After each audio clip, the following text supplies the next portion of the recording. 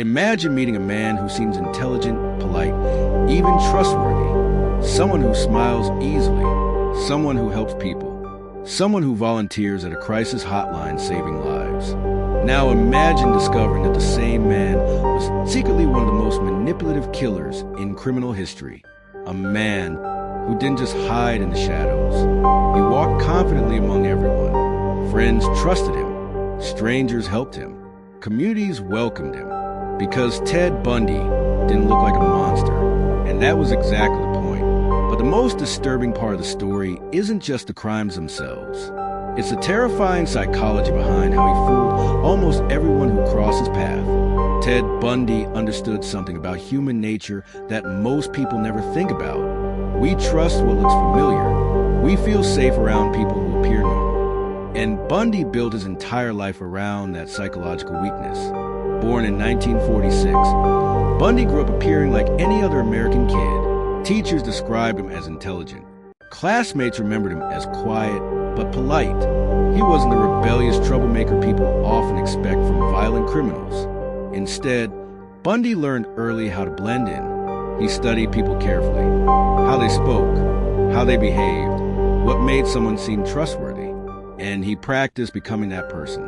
By the time he reached adulthood, Bundy had mastered what psychologists call surface normality, outwardly charming, socially skilled, emotionally controlled. But beneath that surface, something was missing: empathy. Researchers who later studied Bundy concluded that he showed many traits of psychopathy. He could imitate emotion, but he rarely felt it, and that allowed him to do something most people find impossible. He could manipulate trust without guilt.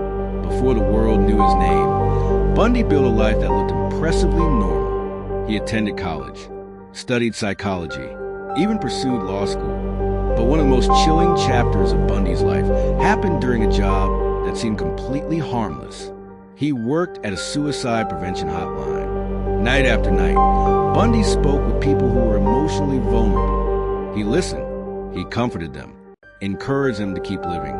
To everyone around him, Bundy appeared compassionate, but investigators later wondered something unsettling. Was Bundy truly helping people, or was he studying them? Learning how fear sounds in someone's voice, learning how trust develops between strangers, learning how to imitate empathy convincingly, because Bundy's greatest weapon wasn't violence, it was psychological control. When Bundy eventually began attacking victims, he rarely relied on brute force first. Instead, he relied on deception. Witnesses often described the same strange pattern. Bundy would appear injured, sometimes wearing a fake arm cast, sometimes pretending to struggle carrying books. Then he would politely ask a stranger for help, a small request, a simple favor. And human psychology did the rest, because most people want to help someone who appears vulnerable. Bundy understood this instinct perfectly. He engineered situations where victims voluntarily walked closer to him, moments where their guard dropped, moments where trust replaced suspicion. And that psychological manipulation allowed Bundy to move through society undetected for years. Even more chilling, witnesses remembered him introducing himself casually. "Hi, I'm Ted," his real name. That level of confidence showed something disturbing about his mindset.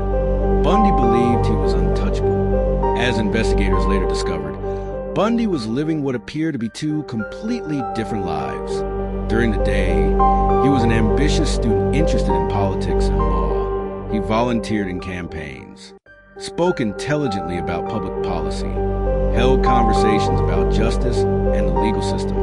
At night, a completely different personality emerged. Psychologists believe Bundy experienced what is sometimes called compartmentalization, the ability to separate parts of life emotionally. One side of Bundy maintained the image of a responsible young professional. The other side pursued darker impulses without remorse. And the most frightening part? The two worlds almost never collided. Friends saw the polite student. Authorities saw the respectable law student. No one saw the predator hiding beneath the mask. For years, Bundy's deception worked. Missing persons reports appeared across multiple states, but investigators struggled to connect the cases. Different locations, different timelines. no obvious suspect, until one small moment changed everything. In 1975, a police officer stopped a car during a routine traffic check. Inside the vehicle were items that immediately raised suspicion. Handcuffs, a crowbar, strange tools that didn't match the life of a typical college student. The driver was Ted Bundy. For the first time, the carefully constructed illusion began to crack. But even then, Bundy refused to panic. When questioned, he remained calm, soft-spoken, confident, almost as if the investigation itself was another puzzle he intended to solve. When Bundy eventually stood in court, observers noticed something strange. He didn't act like a man facing serious accusations. He acted like a man performing. Bundy chose to represent himself in court during later proceedings, questioning witnesses, cross-examining investigators, speaking confidently about legal arguments. To many watching, it felt surreal. The accused killer appeared composed, even charming. But psychologists later pointed out something important. Bundy didn't just crave freedom, he craved control. And the courtroom gave him a stage, a place where he could manipulate perception once again. Then came the moment that proved just how dangerous Bundy truly was. During a court appearance in Colorado in 1977, Bundy asked to access the courthouse law library to prepare his defense. Authorities allowed it. Inside that room, Bundy noticed something important. A window, high above the ground, small enough that most people would ignore it completely. But Bundy had already begun calculating, studying, planning. Then one afternoon, while left briefly unsupervised, Ted Bundy climbed onto a table, jumped through the window, and escaped into the mountains.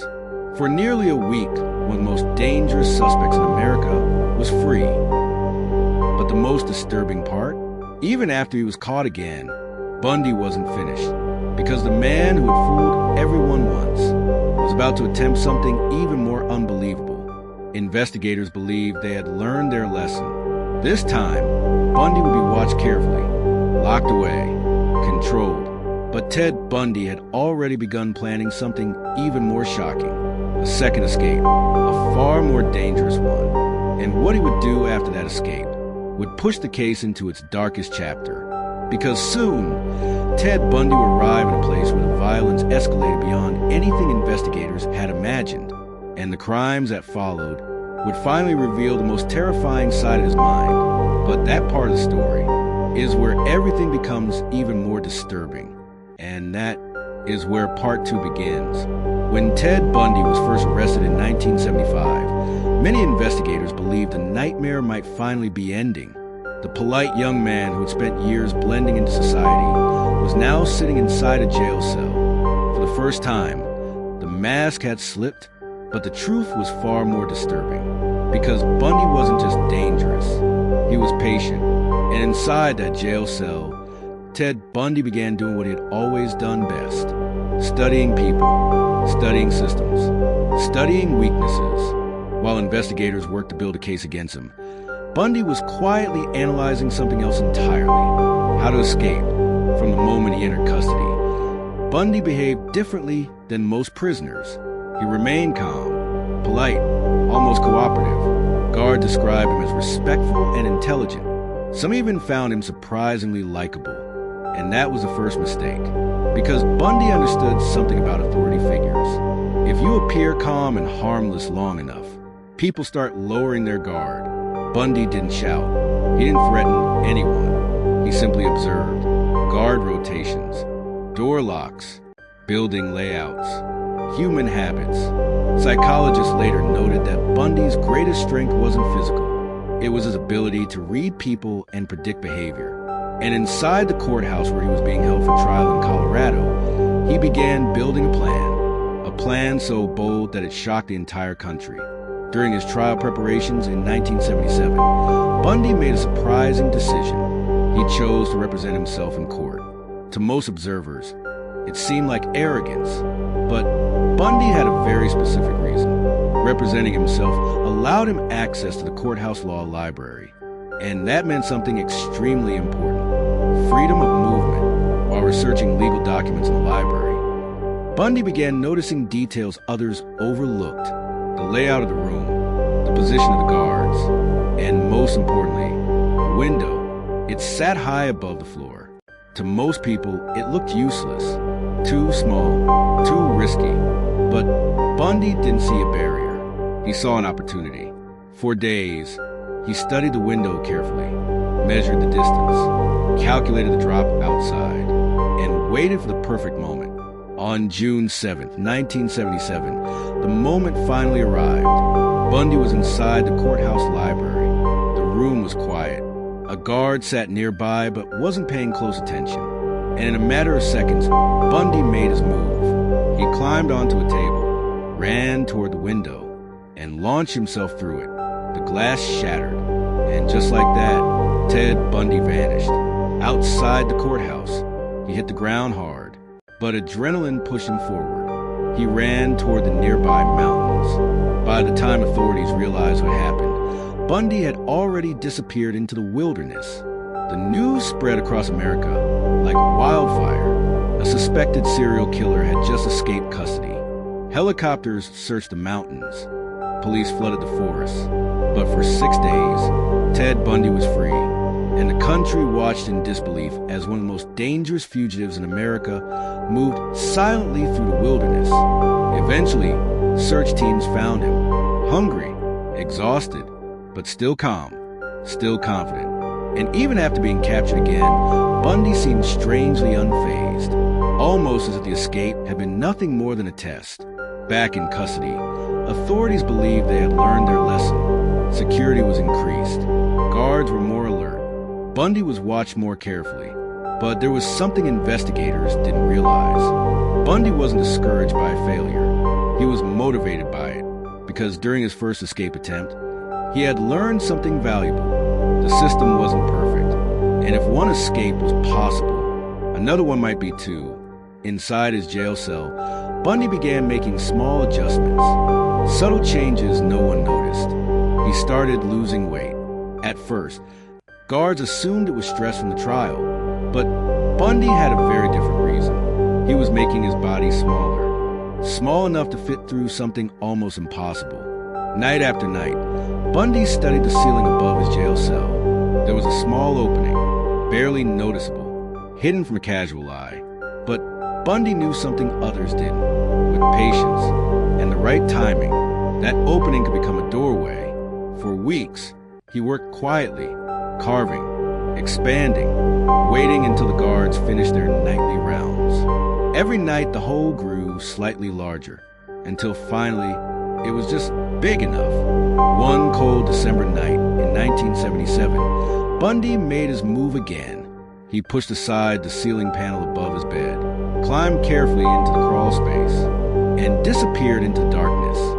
For hours, he navigated the maze above the jail, listening for footsteps, waiting for silence. Then he dropped down into an empty apartment inside the building, changed into civilian clothing, and calmly walked out the front door. When guards checked his cell the next morning, Ted Bundy was gone. Again. But this time, the situation was far worse. Because Bundy didn't run into the mountains. He left the state entirely, traveling across the country under the radar, blending into society once more. The man investigators thought they had contained was free again. By the time authorities realized where Bundy was heading, he had already traveled thousands of miles across multiple states, eventually arriving somewhere investigators never expected, Florida. And what happened next would shock even the most experienced detectives, because a careful manipulator who once relied on deception alone was about to reveal a far more violent side of himself, a side that would terrify the nation. But the most disturbing part?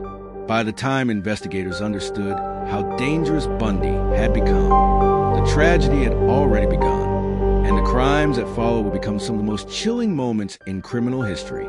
But that chapter of the story is where everything spirals completely out of control, because Ted Bundy was no longer just escaping the system. He was about to unleash the darkest side of his mind. And what happened next inside a quiet Florida college town would change the case forever. Follow Inside Criminal Mind Stories for Part 2, where investigators uncover the one tiny mistake the killer never thought anyone would notice the mistake that may have exposed everything.